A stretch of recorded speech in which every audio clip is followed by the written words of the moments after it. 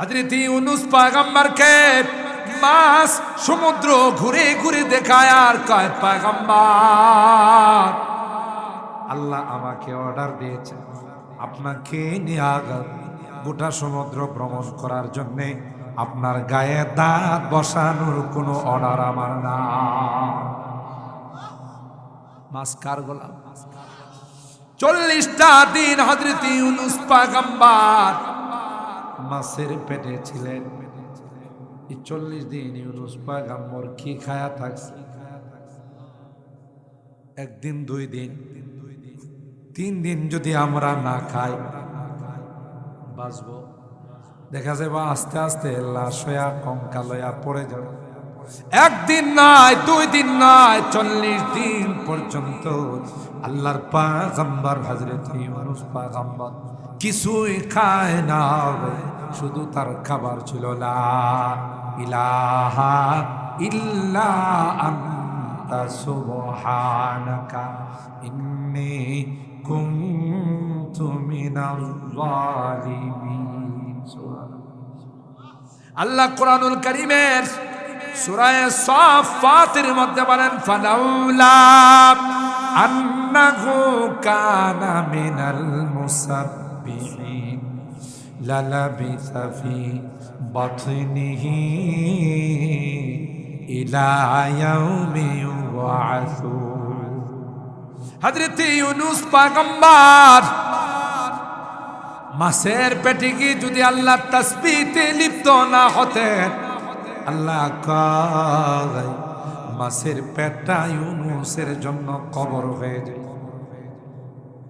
40 দিন পর মাছকে আল্লাহ ডাক দেয়া কয়, মাছ আমার নবী ইউনূসকে সমুদ্রের পাড়ে নিক্ষেপ করে আসে।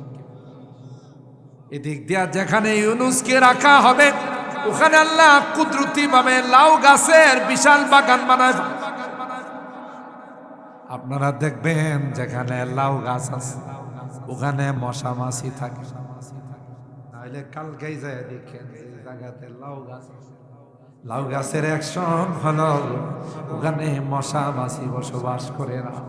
মাছকে আল্লাহ ডাক দিয়া কয়, আমার নবী ইউনূসকে লাউ গাছের নিচে ফেলে দিয়ে আসে। 40 দিন পর্যন্ত ইউনূসের গায়ে আলো বাতাস লাগে না, তাই ইউনূসের শরীরটা তুলার মতো তুলতুলে হয়। ইউনূসের গায়ে মশা বসবে, মাছি বসবে, তাই ইউনূসকে এমন জায়গাতে রেখে দিও যেই জায়গাটা আমি আল্লাহ ছোটখাটো একটা হাসপাতাল বানাই। এদিক দিয়া ইউনূস পয়গম্বরের পেটে ক্ষুধা, জংলার হরিণীর বাচ্চা মারা গেছে।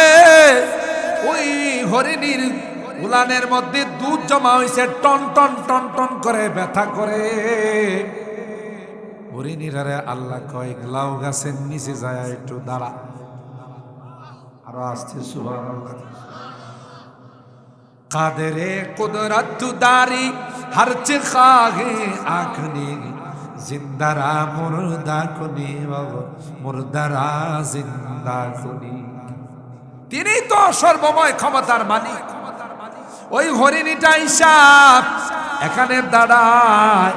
ইউনূস নবীর আল্লাহ কয় বয়া রইছে কি লাগে দুধ খা। ইউনূস পয়গম্বর হরিণীর পানে টান দেয়া দুধ খায়, হরিণীটারও মজা লাগে। এদিক দিয়ে ইউনূস পয়গম্বরের পেট ভরে যাইতেছে। আগের দিন পরের দিন যখন আবার দুধ জমা হয়েছে, হরিণীটা কয় ওই হাসপাতালে গেলে চিকিৎসা পাওয়া যায়। দেখছেন নি কারবার? কোরআনের কথা। ফানাবাযনাহু বিল আরাই ওয়া হুয়া সাকিম ওয়া আমবাতনা আলাইহি শাজারাতাম মিন ইয়াকতিন। ইয়াকতিন মানে লাউ গাছ। আল্লাহ এখানে ব্যবস্থা করে দিয়েছে, ঠিক না বেঠিক? তাহলে মাছ কার গোলাম, পানি কার গোলাম? নৌবাহিনী তো খুশি যে আজকে বাবু তোর শেষ। যে গেছে মাঝখানে আল্লাহ নার্গিসরে ডাক দেয়া কয় শুরু কর। নার্গিস আবার মনে করেন না যে বোধহয় কোনো ম্যান না, নার্গিস, মহাসেন, আমপান, জামপান, সিডর, আইলা, শ্যাম্পন, ড্যাম্পন, কত নাম সমুদ্র থেকে উড়ে। কথা বলেন ঠিক? ঘূর্ণিঝড়, আল্লাহ ঘূর্ণিঝড়কে বললেন আর তিনি নাই, শুরু কর। ঘূর্ণিঝড়ের ফাঁকে পইরা নৌবাহিনী যে কই গেছে, তাদের স্টিমার যে কই গেছে, লাপাত্তা ভগবান, সব শেষ। আর আল্লাহ কুদরতি ভাবে ফেরেশতা দিয়া যুবকরে উপরে লইছে। যুবক বাসার দরবারে ইসলাম। তো যারা নৌবাহিনী গেছিল তো ফিনিশ, সলিল সমাধি ওখানে শেষ, মাছের কারো খোরাক হয়ে গেছে। তোমার কিছু হইল না, কন্যা, তাহলে অসুবিধাটা কোথায়? কোনো অসুবিধা নাই, সব সুবিধা। কথা কয়, কোনো অসুবিধা নাই, সব কি? কারণ মালিকরা আমি রাজি করছি। শুনেন, আপনি যত বাহিনীতে আমার চেষ্টা করবেন, আমার কানেকশন হলো মালিকের সাথে, আপনি পারবেন না। আমার একটা পরামর্শ আপনার দিই, যদি আপনি সফল হতে চান, গোটা রাষ্ট্রের সবাইকে ইজতেমার মাঠে জমা করেন। যত জনগণ আছে সবাইরে জমা করেন। আমি যে সিস্টেমে বলবো সেই সিস্টেমে যদি আমারে মারতে পারেন, তাইলে আমি মরবো, নাহলে আমি সারা জিন্দিগি। কোন সিস্টেমে? কম মাঝখানে সব লক্ষ লক্ষ মানুষকে জমা করে মাঝখানে আমার এক জায়গায় উঁচা একটা জায়গার মধ্যে দাঁড় করায় রাখ। আপনার একজন তীরান্দাজ, যারা তীর নিক্ষেপ করতে পারে, একজনের হাতে তীর দিয়ে হেরে কইবেন যে তীরটা ছাড়ার সময় যেন একটা মন্ত্র পড়ে। এই মন্ত্রটার নাম হলো বিসমিল্লাহি ওয়া রাব্বিল গোলাম। এজন্য এটা ছাড়ার সময় কি বলে? বিসমিল্লাহ। তার নামে ওয়া রাব্বিল গোলাম, আল্লাহর নামে, যে আল্লাহ এই গোলামের রব, এই যুবকের রব। সুবহানাল্লাহ বলেন। এই মন্ত্রটা মাইকে যদি হে জুড়ে কয়া একটা তীর ছাড়ে, এই তীরটা লাগতে দিব, আমার মরতে দিব। মরণ তো না, আমার শহীদ হতে। প্রশ্ন আসতে পারে, এই পদ্ধতিটা হেরে শিখাইলো কি লাগে? ওরে মারবার লাগে, মানুষের মারবার লাগে। এই যুবকরা আল্লাহ কইছে, তুই একজন শহীদ হইয়া যদি লক্ষ লক্ষ মানুষ মুসলমান হয়ে যায়, তোর তো লাভ হবে। গোটা মাঠে সবার সামনে যখন তীর নিক্ষেপকারী তীর নিক্ষেপ করছে, আর এই কথা বলছে বিসমিল্লাহি ওয়া রাব্বিল গোলাম, এই যুবকের রবের নামে আমি তীর ছাড়লাম। তীরটা যায় কানে লাগছে। কানে লাগার সাথে সাথে যুবকের এখান থেকে রক্ত বাইরে ছিল। এই রক্তটার উপরে হাতরা রাইখা যুবক মাটিতে। গতকাল আমি জুমার দিনের ফজিলত সম্পর্কে আপনাদের খেদমতে কিছু আলোচনা করেছিলাম যে জুমার দিনের কসম আল্লাহ কেন খাই? জুমার দিনের দাম, মর্যাদা কত বেশি। 4 নাম্বার কসম খাইছেন মাশহুদের, ওই দিনের যে দিন মাশহুদ হবে, অর্থাৎ যেই দিনে সবাই একত্রিত হয়, ইয়াউমে আরাফা। হজ ব্রত যারা পালন করতে যায়, তারা ওখানে গিয়ে সবাই একত্রিত হয়। ওই দিনেরও আল্লাহ কসম খাইছে। এই চারটি কসম খায়া আল্লাহ পাক যা বলতে চাচ্ছেন, আমাদেরকে যা জানাইতে চাচ্ছেন, কুতিলা আসহাবুল উখদুদ, যারা পরীক্ষা খনন করছিল, গর্ত খনন করছিল, যে এই গর্তের মধ্যে আগুন জ্বালায়া ইমানদার মুমিন মুসলমানদেরকে শাস্তি দিবে। কি অপরাধ? তাদের অপরাধ একটাই, এরা কেন ইমানদার হয়, এরা কেন আল্লাহর একত্ববাদকে স্বীকার করেনি। ওমা নাকামু মিনহু ইল্লা আইয়ুমিনু বিল্লাহিল আজিজিল হামিদ। প্রতিশোধ নেওয়ার একটা মাত্র কারণ ছিল, সেই কারণটা হলো এরা এক আল্লাহর একত্ববাদকে বিশ্বাস করছে।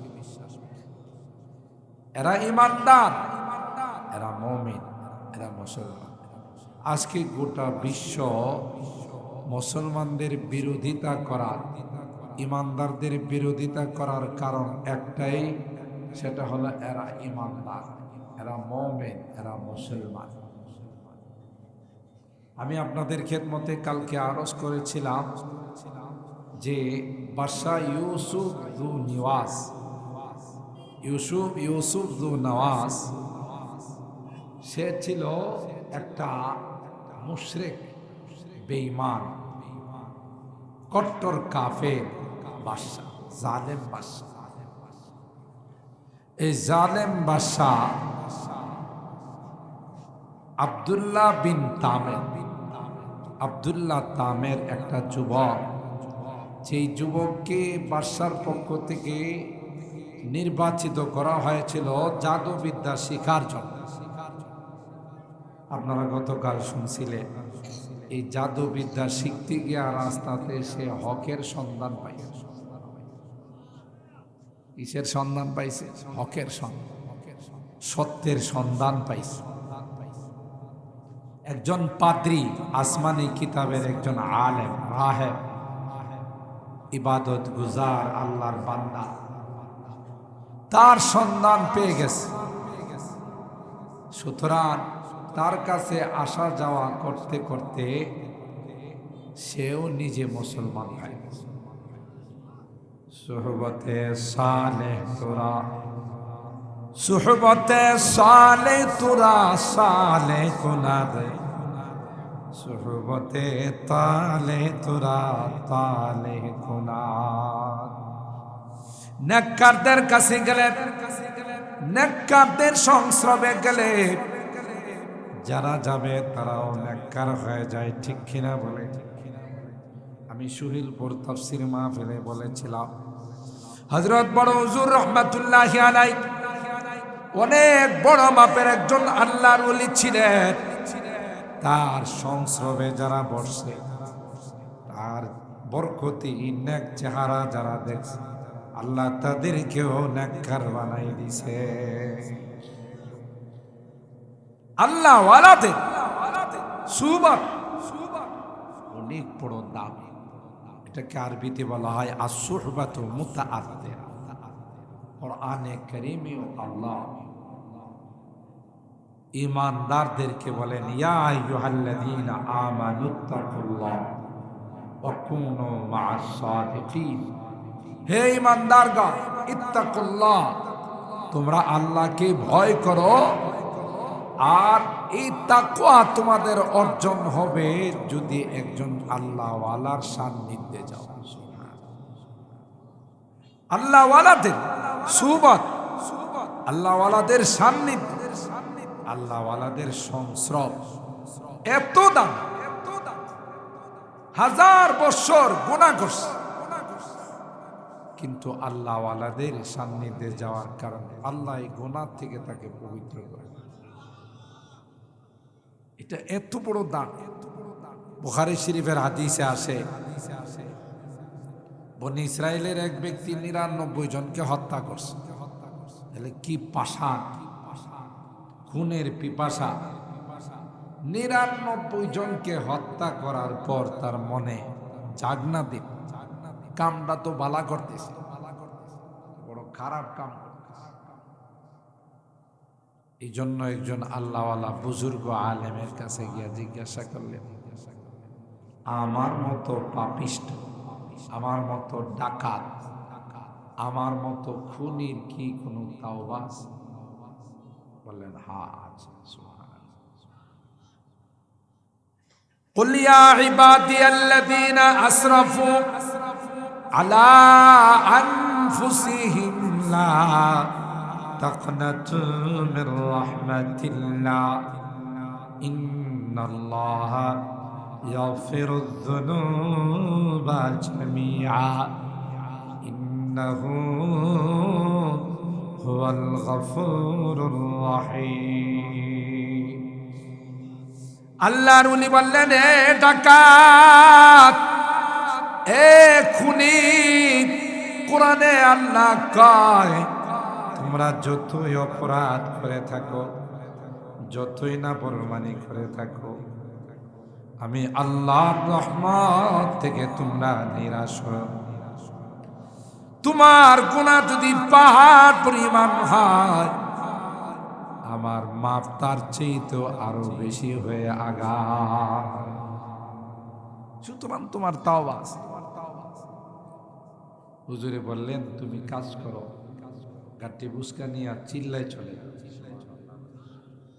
কারণ যারা চিল্লা লাগায়, যারা দাওয়াতের মেহনত করে, দিনের লাইনে যায়, বাড়ি ঘর সাইরা বিভিন্ন এলাকায় গাটি বুসকা নিয়ে ঘোরাফেরা করে, এরা নিঃসন্দেহে আল্লাহকে পাওয়ার জন্যই যায়। কথা বলেন ঠিক কিনা? সুতরাং তোমরা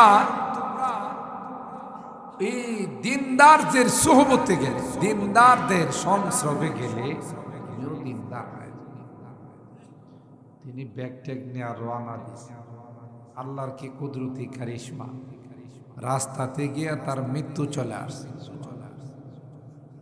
মৃত্যুর সময় দুই দল ফেরেশতা উপস্থিত হয়েছে, একদল জান্নাতি আর একদল জাহান্নামী। জান্নাতি ফেরেশতারা কয়, আগে কি করছে এটা দেখার বিষয় না, এখন তো চিল্লাই বাইরে। আর জাহান্নামী ফেরেশতারা কই, চিল্লাই যাক আর যাই করো, কাম আগে কি করছে এটা তো দেখা লাগছে। এটা আস্থা খুনি 100 জন মানুষকে খুন করছে, তাকে নেওয়ার জন্য আমরা আসছি।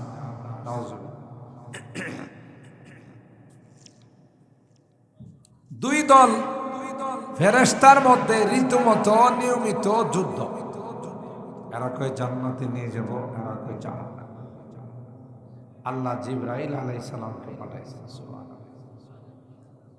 জিবরিল আলাইহিস সালাম কি বিচারক হিসাবে পাঠাইছে। আইসা জিবরিল কয়, শোনো, তোমরা কি নিয়ে ঝগড়া করতেছ, কি নিয়ে দ্বন্দ্ব করতেছ? দুই দল ফেরেশতা বলল যে এই নিয়ে। মাপ দাও। তার বাড়ির থেকে যেখানে যাইতে ছিল ওই জায়গার দূরত্ব কম না বেশি। মাপ দিয়া দেখে যেখানে সে লাশটা পড়ছে ওই জায়গাটা একবারে মাঝামাঝি, কিন্তু মৃত্যুর সময় সিনা দিয়ে একটা ধাক্কা দিছে। এই ধাক্কাটা ওই মসজিদে যে চিল্লাই যাইতেছিল ওইদিকে একটু বাইরে গেছে আদা। দেখছেন নি আল্লাহ কেমনে পার করে, আল্লাহ কেমনে মাফ করে। সুবহানাল্লাহ। হযরতে জিবরাইল বললেন, না না, আগে কি করেছে সেটা দেখার বিষয় না, শেষ সময়ে যেহেতু সে আল্লাহ ওয়ালাদের দরবারে রওনা দিয়েছে এবং মাপে দেখা যায় আধা হাত সামনের দিকে সে অগ্রসর হয়ে গেছে। সুতরাং জান্নাতি ফেরেশতাদেরকে বললে, যাও তোমরা তার রূহটা নিয়ে জান্নাতে যাও। আল্লাহ ওয়ালাদের সুহবত এত দামি, তো এই যুবককে আল্লাহ ওয়ালার সুহবত পায়া ঈমানদার হয়ে গেছে। এখন ওই যে কালকে বললাম পরীক্ষা করার জন্য বাঘের উপর, সিংহের উপর পাথর মারছে। পাথর মারার সাথে সাথে সিংহটা মরে গেছে। তার আর বুঝতে বাকি নাই যে এই পাদ্রীর ধর্মটা, খ্রিস্টান আলেমের ধর্মটাই সঠিক। এরপরে তিনি মুসলমান হয়ে গেলেন, ইমানদার হয়ে গেলেন। তার কাছে লোকজন আসে যত বড় রোগ নিয়ে আসো, ক্যান্সার, জন্মন্ধ, কুষ্ঠরোগ, সেবি দিবে মা, যত রোগী নিয়ে আসো। রোগীদেরকে তিনি বলেন, দেখো আমার ভালো করার কোনো ক্ষমতা নাই, তুমি যদি আমার আল্লাহরে মানো তাইলেই আমি এই আল্লাহর নামে তোমার একটা ফু দিব, তাহলে তুমি বলে। রোগীরা কয় আল্লাহরে মানি, মানে আল্লাহরে বিশ্বাস করলাম, তবু আমার রোগ ভালো। হতে হতে দেখা যেত হাজার হাজার রোগী আল্লাহর উপর ঈমান আনার কারণে আল্লাহ তাদেরকে ভালো। একটা পর্যায়ে বাদশার দরবারে একজন ওজির, বাদশার মন্ত্রী, সেও জন্ম অন্ধ ছিল। বাদশার আবার বন্ধু ছিল, বাদশাহ ইউসুফ নওয়াজ। সে খবর পায় অনেক টাকা পয়সা নিয়ে আসছে, যে শুনছি আপনি নাকি অনেক জটিল রূপ ভালো করেন। তিনি বলেন, না আমি ভালো করি না, ভালো করেন কে? কারো ব্যক্তিগত ক্ষমতা আছে। কেউ অনেক সময় বলে অমুক অমুক দরবারে গিয়া আমি ভালো হয়ে গেছি, অমুক দরবারে গিয়া সন্তান পাইছি। ইমান থাকবা, আপনি আল্লাহওয়ালাদের ওসিলা দিতে পারেন, আল্লাহওয়ালাদের ওসিলা দিয়া দোয়া করতে পারেন। ভালো করার মালিককে, নেওয়ার মালিককে, নেওয়ার মালিককে আল্লাহ। যদি কথা বলেন তিনি ভালো করে দিছে, ইমান থাকছে। ভালো করার মালিক বললেন যে আপনি একটা শর্ত আছে, যদি আপনি আমার আল্লাহরে বিশ্বাস করেন তাহলে আমি আমার আল্লাহর নামে আমি আপনার ফু দিতে পারি, আপনার জন্য দোয়া করতে পারি। তিনি বললেন যে হ্যাঁ ঠিক আছে, আপনার আল্লাহর উপর আমি ঈমান আনলাম। যেই তাকে ফু দিছে চোখের মধ্যে, সাথে সাথে আল্লাহর চোখ ফিরে।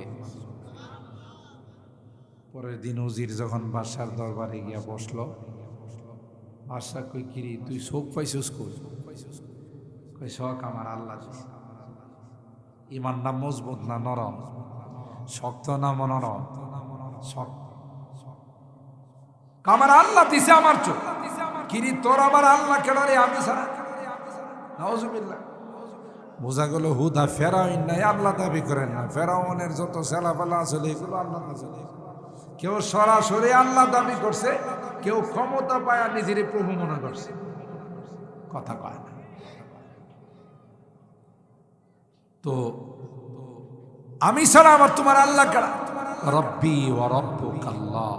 তোমার রব আমার রব, সবার রব হলেন একমাত্র কে? আরো জোরে বলেন কে?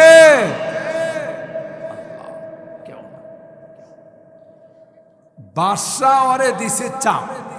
কিরে তুই বেদিন হইছিস কবে?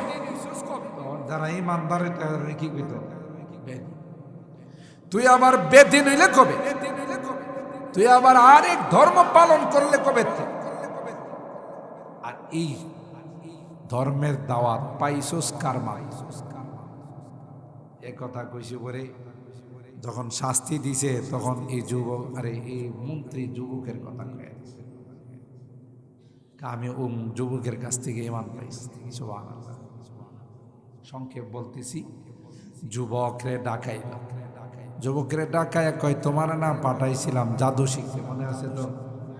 তোমারে তো পাঠাইছিলাম জাদু বিদ্যাটা অর্জন করতে, জাদু শিখতে। তুমি জাদু কি পরিমাণ শিখছো? যুবক বলেন না, আমি দুইটার মধ্যে পরীক্ষা করলাম। একটা হলো জাদুকর, আরেকজন হলেন আল্লাহর ওলি। পাথর দিয়ে পরীক্ষা করার পর আমার কাছে প্রমাণ হয়ে গেল জাদুকর হলো মিথ্যুক আর আলেম হলো সত্যবাদী। তাই ওই আলেমের ধর্মকে আমি বিশ্বাস করে নিলাম, আমি এক আল্লাহকে বিশ্বাস করে নিলাম। এ ভাই বলল ওই আলেম কাড়ারি এই তো ফেস্টা লাগাই। ওই আলেমকে যার কাছে গিয়ে তুমি ঈমান পায়া গেলা। যুবক বললেন অনেক চেষ্টা করার পর যুবক বলে না, কারণ উস্তাদ তাকে বলে দিয়েছিলেন তোমার উপর অনেক নির্যাতন আসবে, তোমার উপর অনেক কষ্ট আসবে, মুসিবত আসবে, আমার কথা কিন্তু বাদশাকে বলে দিও না। না করছে। তাই যুবক কোনোভাবে আর শিকার খাইতে, একটা পর্যায়ে অতিরিক্ত টর্চারিং, অতিরিক্ত যখন অত্যাচার শুরু করলো, যুবক দিয়েছে ওই যে কুরের ঘরে, সনের ঘরে এক বুড়া থাকে, ইলাইল আসন।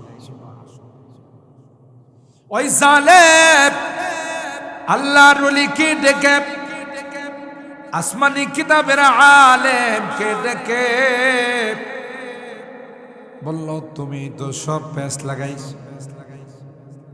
যে যুবককে আমি পাঠাইলাম জাদুবিদ্যা, সে জাদুবিদ্যা না শিখা তোমার কাছ থেকে কি যেন শিখলো। আর এটার এত পাওয়ার, যে পাওয়ারে রাষ্ট্রের অনেকে তার উপর ঈমান এনে ফেলছে। ওই উস্তাদকে মাথার মধ্যে কড়া দিয়া 2 খণ্ড করে। আর জোরে নাও। ক্ষমতা থাকলে যারা ক্ষমতার অপব্যবহার করে, আল্লাহ যখন শাস্তি দেয় তখন দিনের ডাক না দিলে সারা। অতীত তাই বল, ক্ষমতায় থাইকা যদি আমার বিরোধে যারা আছে এদেরকে যদি আইনা করে, এদেরকে লাল ঘরে, এদেরকে হামলা মামলা গুম খুন, আল্লাহ কয় সবাইকে গুম খুন করে তুমিও কিন্তু রক্ষা। जो जलाता है किसी को खुद जलता है जरूर, जो जलाता है किसी को खुद जलता है जरूर, शमा भी जल जाता है परवाना जल जाने के बाद, शमा भी जल जाता है परवाना जल जाने के बाद। আরেকজন জ্বালাইলে নিজেও জ্বলানো। বাংলাতে একটা কথা আছে না, আরেকজন দূর হইবা তোমারও দূর দম লাগবে। সুতরাং আরেকজনের উপরে গুম খুম হামলা মামলা অত্যাচার নির্যাতন করে তুমিও কিন্তু একদিন ধরা পড়বে। যারা গুম খুন মামলা করছে এরা হেনা আছে, কইছিল পলাবন, বড় গলায় কইছিল পলাবন। এখন সবাই কয় আমরা আইছি, আমনে কই কয় আমি পলাই গেছি। আর বারবার দেখা কইছিল খেলা হবে, সবাই খেলতে গেছে, এদের পায় না। আমরা আইসি খেলার জন্য, তোমরা কই কথা কয় না। আরে আমাদের এই এলাকা হেফাজতের নাম দিয়া, জঙ্গিবাদের নাম দিয়া মানুষগুলো রমজান মাসে ঘুমাইতে পারে না। হেতের মধ্যে বন্ধের মধ্যে গিয়া সিঁড়ি খাইছে। কি সেই রকমের অপরাধ ছিল যে অপরাধের কারণে মানুষগুলোকে রাত্রে বাড়িতে থাকতে দেওয়া না। এখন তোমরা বাড়িতে আসো, দেখছেন নি খেলাটা? আল্লাহ কয় আমার সহজ সরল ইমানদার মুসলমানদেরকে রমজান মাসে তারাবি পড়তে দেশ নাই, রোজা রাখতে দেশ নাই। একটা সময় আসবে তোদেরকে বাটি চালান দিয়েও পাওয়া যাবে না। বড় বড় কথা যে কইতো সাজিদ কই, মোবারকুল্লাহ কই, হ্যাঁ কই, কথা কয় না। হ্যাঁ পাওয়া যায়নি, আছে দেশেই নেই। বেশি মাস্তানি ভালো নয়, বেশি বাহাদুরি ভালো নয়। কথা বলেন ঠিক কেন? পাওয়ার থাকে না, পাওয়ার একদিন লেস হয়ে যায়। তুমি কারা? তোমার চেয়ে আরো অনেক পাওয়ারওয়ালা ব্যক্তিরা ছিল, খোঁজ নিয়ে দেখবো পাত্তাও নেই। বেশি অহংকারী। এই এলাকার এমন কোন মানুষ আছে যার উপরে কিছু না কিছু গুলি আসল লাগে না? পায়ে গলি লাগছে, এদিক দা মায়ের পড়ছে, ওদিক দা মায়ের পড়ছে। কথা বলেন ঠিক কি? আর এই অঞ্চলটাকে বলা হয়তো এটা নাকি তালেবানি অঞ্চল।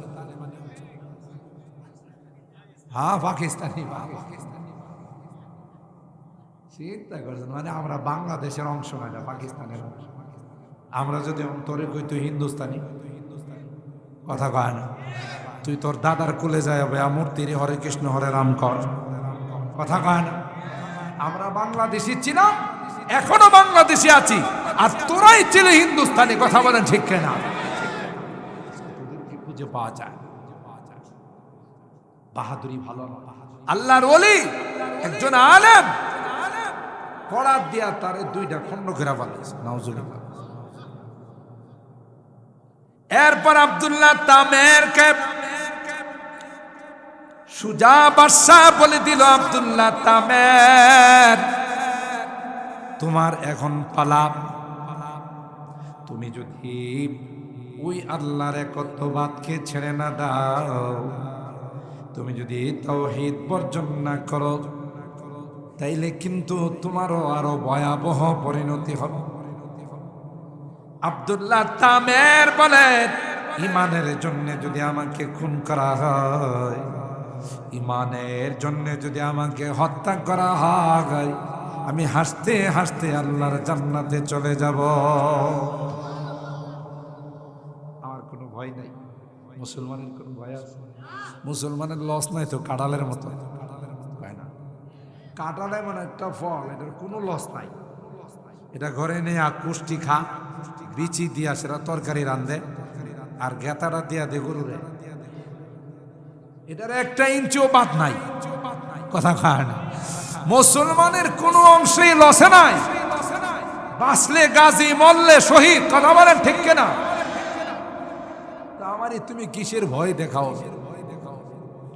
অনেক প্রেসার দেওয়ার পরও যুবক তার ইমানের উপরে মজবুত। সুবহানাল্লাহ।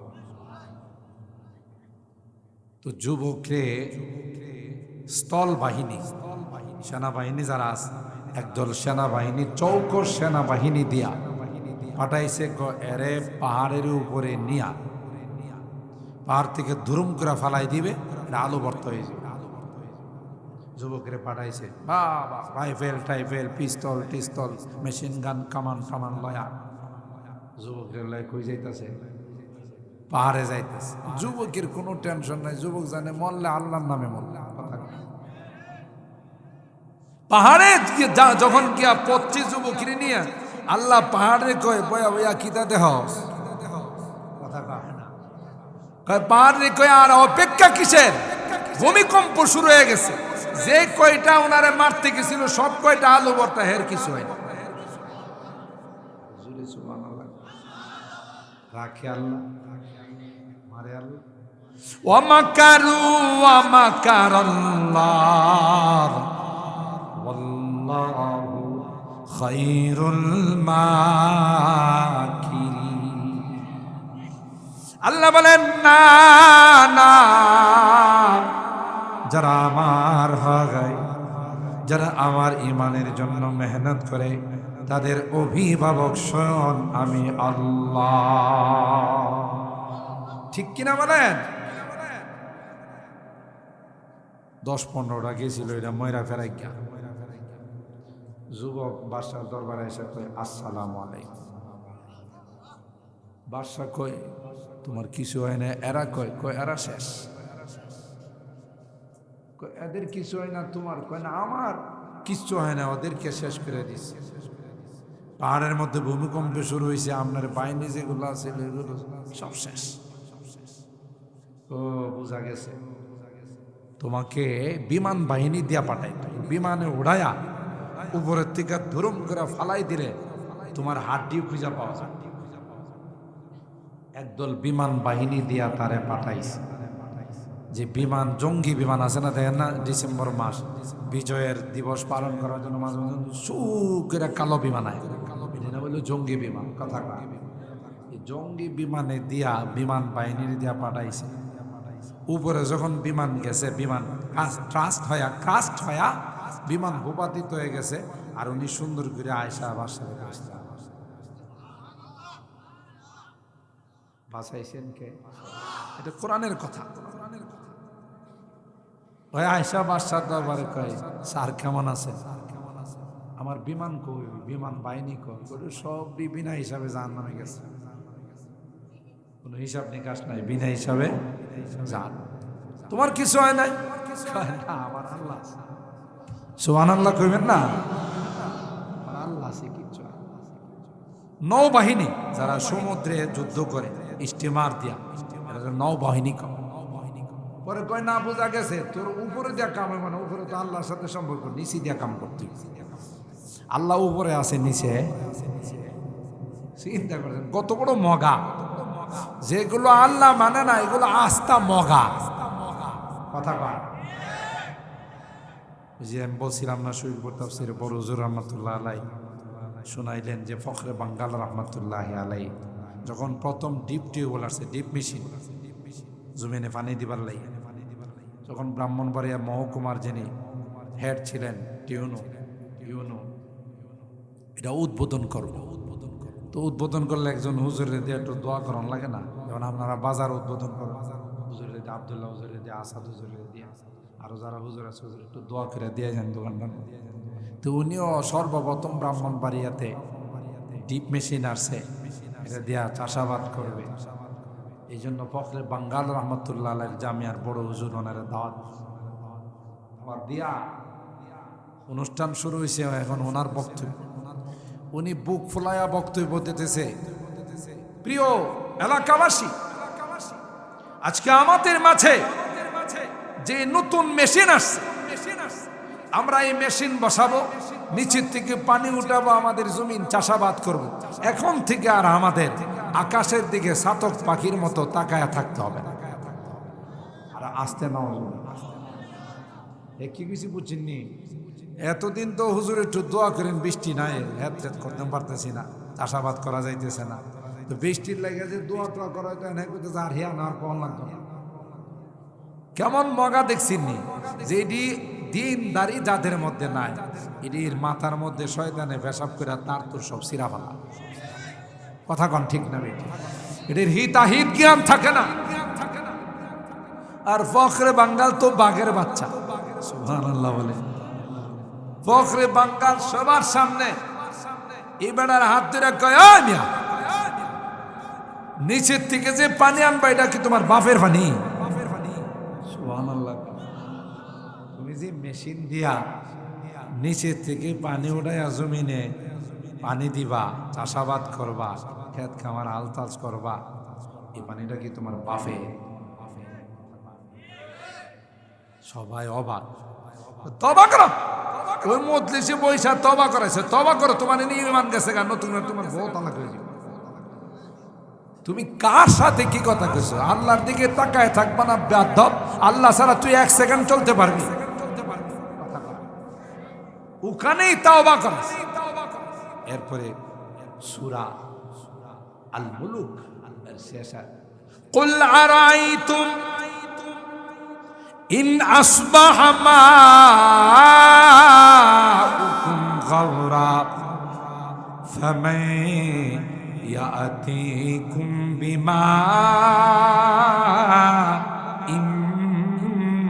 মাঈন। এ পয়গম্বর, বিশ্বের মানুষকে আপনি জানিয়ে দিন, পয়গম্বর আসমানের পানির মালিক কে? আরো জোরে বলতে হবে কে? জমিনের পানির মালিক কে? আল্লাহ বলেন, জমিন থেকে টিউবওয়েলের মাধ্যমে, ডিপের মাধ্যমে যে পানি তোমরা উঠাও, ওই পানিটাও যদি আমি আল্লাহ নিচে নিয়ে আনি, তোমার বাপ দাদা 14 গোষ্ঠী পানি উঠাইতে পারবে না।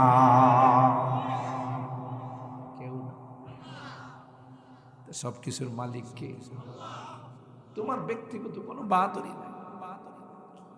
সুতরাং নৌবাহিনী কে দিয়ে ওই যুবককে পাঠাই দিলাম, তোমরা যখন সমুদ্রের মাঝখানে যাইবা, ওরে ধাক্কা দিয়া সমুদ্রের মধ্যে ফালাই দিও।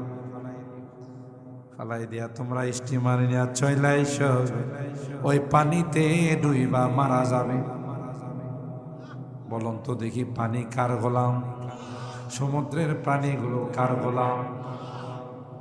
হযরত ইউনূস পয়গম্বর 40 দিন পর্যন্ত মাছের পেটে ছিলেন। মাছ পয়গম্বর ইউনূস আলাইহিস সালামকে নিয়ে সমুদ্রের, গোটা সমুদ্রের এপার থেকে ওই পার, একুল থেকে ওই কুল, সবখানে যায় আর নবীকে দেখা যায়। দেখেন সমুদ্রের নিচেও আল্লাহর কত কুদরত ভাসতেছে। মুফাসসিরিনে কেরাম লিখেন, ঐতিহাসিকগণ লিখেন, পৃথিবীটার মধ্যে যেমন অনেক কিছু আছে, ঠিক সমুদ্রের নিচেও আল্লাহ তাআলা এমন আরেকটা পৃথিবী বানাই রাখছে। আজকে তো আমার সময় নাই, এটা শেষ করতে গেলে অনেক সময় লাগে। আবার আল্লাহ হায়াতে রাখলে কখন আসবেন। আজকে 9:30 হয়ে গেছে অলরেডি। আমার ওই যে কালকের বেজাল গেছে না, গতকালের যে যা এটা অনুরেগ। কালকে তো আমি বেদ বাইরা বয়ান করে যাইতে যাইতে আমার ফজর হয়েছে, গিয়া দেখি বাপরি বাপ, বাংলাদেশে এই রকমের যানজট কেউ দেখে না। বদল বাজার দিয়ে এত মাইক্রো জীবনে কেউ দেখছেন? কেউ। বদল বাজার হয়ে গেছে ঢাকার রাজধানী, এই অবস্থা। তো কালকে ওখানে শেষ করে যাইতে যেতে আমার ফজরে আজান দিয়েছে, যেহেতু ওয়াদা। আবার এখান থেকে আমার একটু শানপুর মাদ্রাসায় বয়ানে যাওয়া লাগবে। আমি আপনাদের খেদমতে যে সূরাটার পুরো আলোচনা করা তো সম্ভব হয় না, তবে এতটুকুন এই সূরার দ্বারা আমাদের পরে আসছে নিয়ে আসুন, যেইটুকুন আপনাদের খেদমতে আমি মেসেজটা দিতে চাচ্ছি, ইমানের উপর যদি কেউ অটল থাকে, মজবুত থাকে, লাভ না লস। আরো জোরে বলেন, আল্লাহ ইমানদারদের সাথে আছে, ঠিক কিনা বলেন? বেঈমানদের সাথে আল্লাহ নাই, ইমানদার। আল্লাহ বলেন তোমাদের অভিভাবক হলাম আমি আল্লাহ।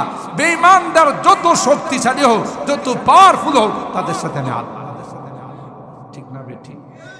একটা যুবক গোটা দেশ তার বিরুদ্ধে পক্ষ নিছেন, কে তারা কিছু করতে পারছে?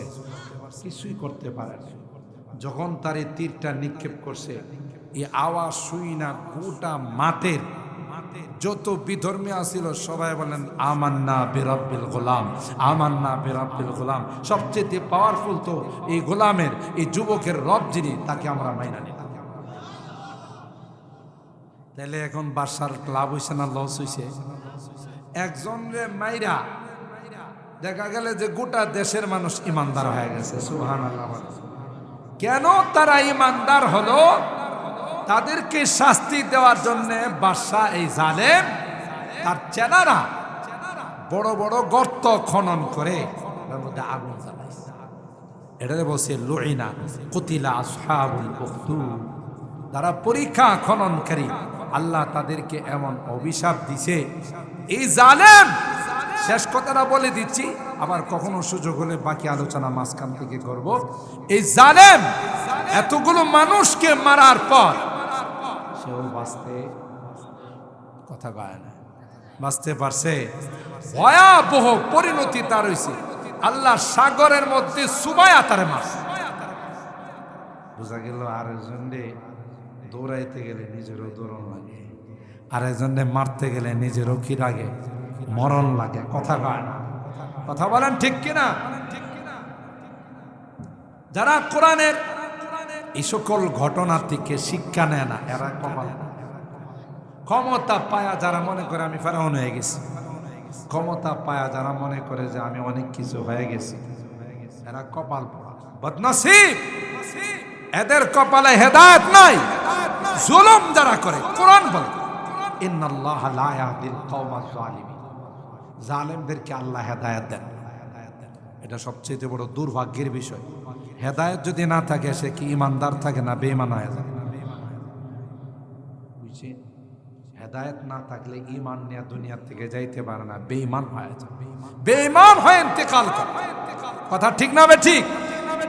এই জন্যে কোরআনে আল্লাহ স্পষ্টভাবে জানিয়ে দিয়েছেন ইন্নাল্লাহা লা ইয়াহদিল কওমাজ জালিমিন। জালেম সম্প্রদায়কে আল্লাহ হেদায়েত দেন। আল্লাহর ওয়াস্তে কেউ কোনো অ্যাঙ্গেলে কার উপর জুলুম করে।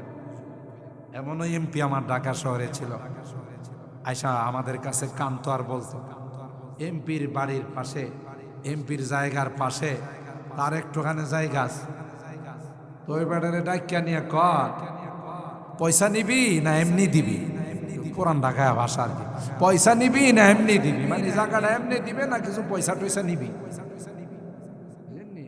মানে কি পাওয়ার দেখছেন? হে বেটার জায়গা, তারে ডাইকা ক পয়সা নিবি না এমনি দিবি? ক কি করবি? পয়সা না নিলে কিছু পয়সা নিয়ে যা, না হলে চলে যা, জায়গা আমার এটা। কি বলেন?